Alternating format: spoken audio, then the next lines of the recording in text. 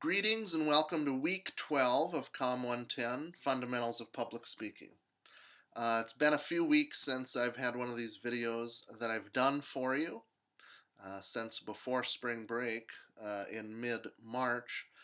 And the reason for that is that one of the reasons for that is that I have been dealing with extenuating circumstances involving the health issues of a family member.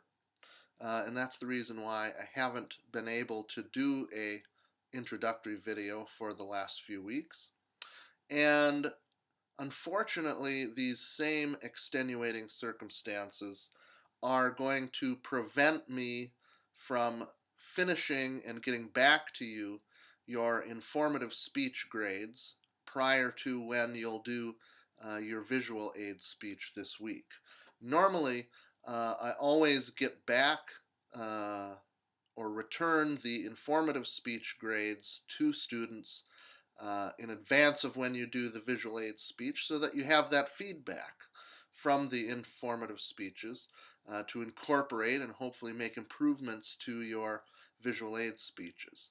Unfortunately, the circumstances that I mentioned are going to prevent me from having those informative speech grades completed before you do your visual aid speeches.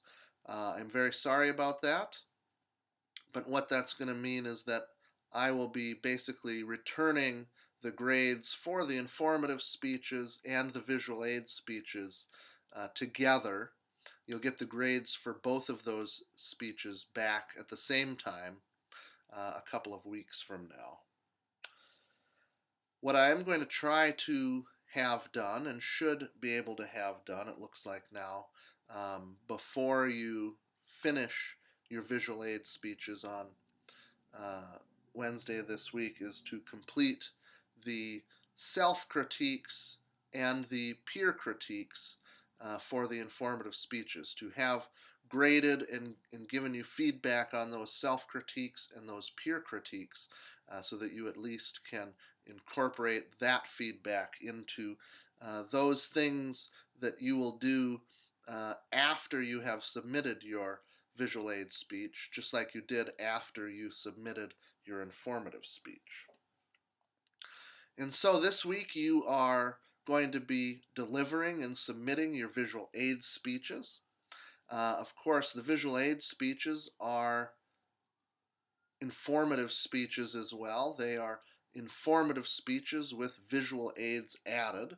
In the informative speeches that you did before spring break, you were not allowed to use visual aids and were needing to simply use your voice and your bodily gestures to deliver your speech.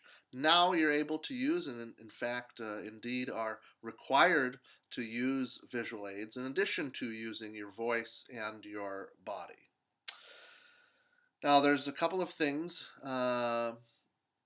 like there was for the informative speeches that you should take a look at before you deliver and submit your visual aid speech. The first of those is the grading checklist. Now, because of the situation with the informative speech grades, you will not have the benefit, unfortunately, of seeing what the completed grading checklists from the informative speeches look like and what kind of notations and stuff that I put on those. But you should at least take a look at the grading checklist for the visual aid speech. It will look mostly the same as the ones for the informative speeches, with the addition of just a few items related to the use of visual aids in your speech. The other thing is that you should use that preparation checklist, just like there was for the informative speech. There is a preparation checklist for the visual aid speech where you should go down item by item and check those off and make sure that you have those different elements both in terms of the preparation materials as well as the getting ready and rehearsing for your delivery. Make sure that you have all those things on the checklist taken care of and are able to check those off. And if you're able to do that, then you're going to be in much better shape grade-wise and performance-wise than if you are not able to check off all of the items on that prep checklist. Basically, most of the materials that you're going to be submitting for the visual aid speech are the same as what you submitted for the informative speech. First among those, of course, is your video file of you delivering your speech. And on that video file, just like with the visual aid speech, you should, or with the, just as with the informative speech rather, you should show your audience at the beginning of the video file and then again at the end of the video file. Just to show me that you delivered it to an audience and that audience was in fact present throughout the entire delivery of your speech. So that video file is one thing that you're going to need to submit. Your outline, your content outline with your works cited is another item. And then new this time is if you are using, and this will not apply to everybody, but it will apply to some of you probably, if you're using a PowerPoint presentation as your visual aid for the speech, you need to submit the file that contains that PowerPoint presentation as well. Of course, if you don't use a PowerPoint presentation as your visual aid, then you won't submit that PowerPoint file as part of your submission paperwork.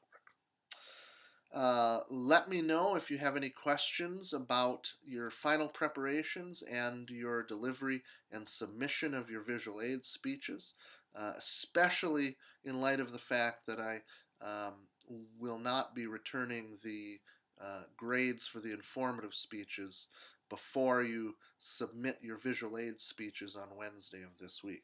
So please let me know if you have any questions about the visual aid speech that you're submitting this week, and I look forward to seeing them.